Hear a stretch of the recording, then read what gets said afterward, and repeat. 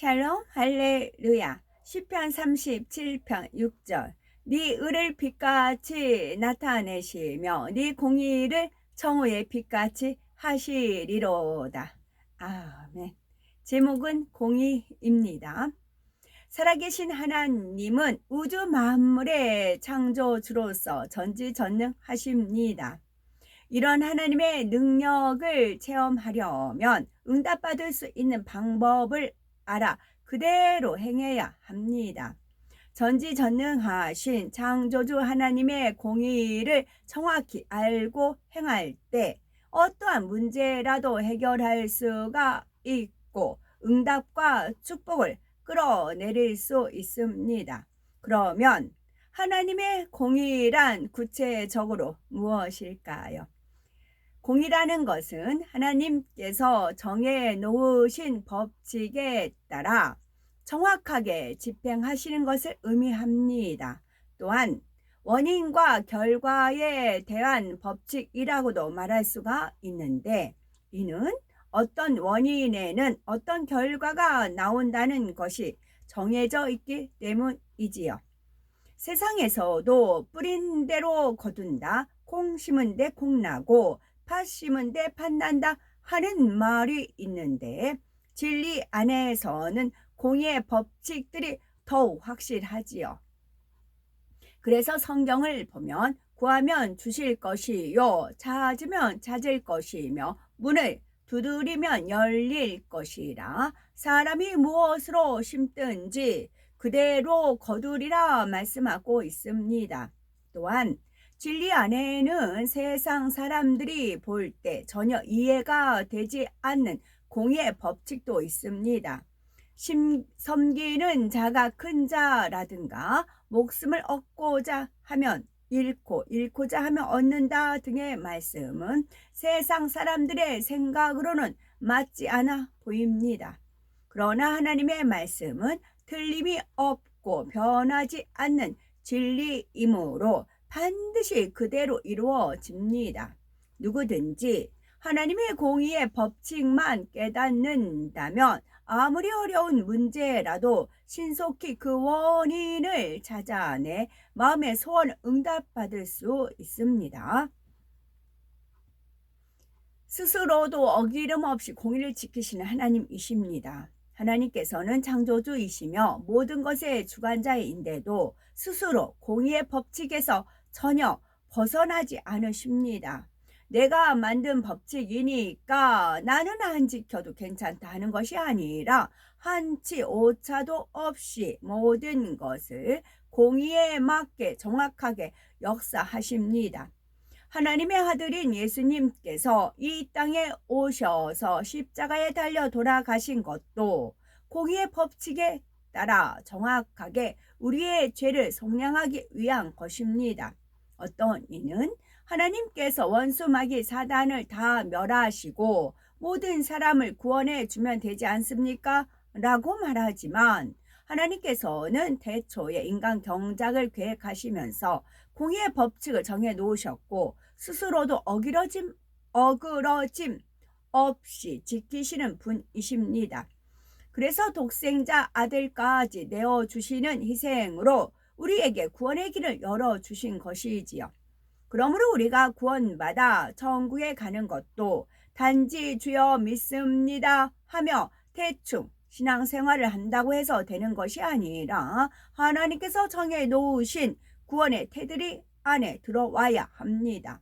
구원의 법칙에 따라 예수님을 구세주로 믿으며 하나님 말씀에 순종해야 온전한 구원에 이를 수가 있습니다.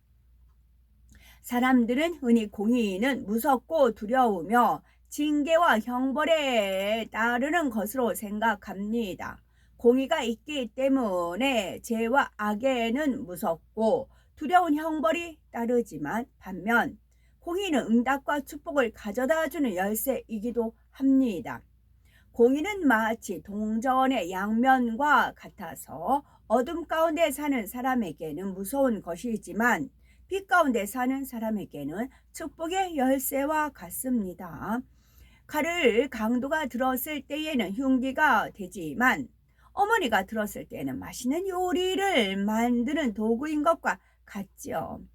공의의 양명성을 알면 하나님의 공의는 사랑이 있음으로 완성되고 하나님의 사랑 역시 공의가 있음으로 완성됨을 깨우칠 수가 있습니다. 공의가 없는 사랑은 참사랑이 아니며 사랑이 없는 공의 역시 참된 공의라 할 수 없기 때문입니다. 예를 들어 자녀가 빗나가서 잘못을 했을 때 무조건 체벌한다거나 아니면 무조건 용서만 해준다면 자녀를 잘못되게 만듭니다. 공의에 따라 잘못한 것에 대해서는 엄하게 해야 할 때도 있고 용서와 사랑으로 보듬어야 할 때도 있지요. 마태복음 18장 22절에 이름 없이 7번이라도 할지니라 라고 무한대 용서의 사랑을 말씀하셨습니다. 히브리서 12장 6절에는 주께서 그 사랑하시는 자를 징계하시고 그의 받으시는 아들마다 책질질 하심이니라 하시며 참사랑에는 징계가 따른다는 공의에 대해서도 말씀하셨습니다. 이는 사랑 안에서 공의가 온전케 되며 공의를 궁구하면 할수록 그 안에 깊은 사랑이 담겨 있음을 깨우치게 되지요. 공의는 각각의 하늘에 따라 차이가 있습니다. 즉 첫째, 둘째, 셋째, 넷째 하늘의 차원으로 올라갈수록 공의의 차원도 더 깊고 넓어집니다. 또한 공의의 차원의 차이가 나는 것은 사랑의 차원이 다르기 때문이지요. 사랑과 공의는 뗄래야 뗄 수 없으며 사랑의 차원이 깊어질수록 공의의 차원도 깊어집니다. 예를 들어 구약시대에는 눈에는 눈, 이에는 이라고 하는 원리가 적용되었는데 신약시대에 와서는 원수라도 사랑하라 하시며 용서와 사랑의 원리가 적용되는 것을 봅니다. 이는 얼마나 사랑을 이루었느냐에 따라 똑같은 공의라도 적용되는 수준이 다른 것입니다. 예수님께서 사랑으로 율법을 완성하기 전까지는 사람들이 깨달을 수 있는 사랑의 수준이 매우 낮은 차원이었습니다. 만일 이들에게 원수까지라도 사랑하라는 지극히 높은 차원의 공의를 적용시키면 도저히 감당할 수 없지요. 그래서 구약시대에는 그들의 수준에 맞게 눈에는 눈, 이에는 이라고 하는 낮은 차원의 공의의 법칙을 적용하며 질서를 세우신 것입니다. 하지만 예수님께서 이 땅에 오셔서 죄인인 우리를 위해 생명까지 내주는 사랑으로 율법을 완성하신 뒤 하나님께서 요구하시는 공의의 수준은 높아졌습니다. 예수님을 통해 원수도 사랑하는 사랑의 차원을 보았기 때문에 용서와 긍휼이 적용되는 공의의 차원을 요구하신 것입니다. 따라서 공의는 얼마나 마음을 사랑으로 채우고 영으로 일구었느냐에 따라 저마다 느끼는 차원 역시 다르답니다. 우리가 응답받기 위해서는 선과 겸비함 등 많은 응답의 법칙이 있지만 가장 기본적인 두 가지 법칙은 바로 믿음과 순종입니다. 하나님의 말씀을 믿고 그대로 순종할 때 응답받는 것이 바로 공의의 법칙이기 때문이지요. 마태복음 8장에 나오는 백부장이 이러한 공의의 법칙대로 행하였습니다. 백부장은 하인의 병을 위해 지배국인 로마 군대의 백부장이라는 신분을 벗고 예수님 앞에 나오는 겸비함이 있었습니다. 또한 하인의 병을 위해 자신이 직접 나오는 선한 마음도 있었고요.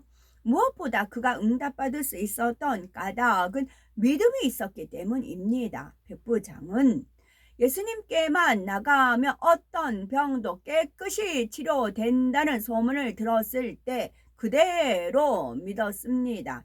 예수님을 신뢰하였지요. 그래서 예수님께 다만 말씀으로만 하옵소서 그러면 내 하인이 낫겠삼나이다 라는 믿음의 고백을 할 수가 있었습니다.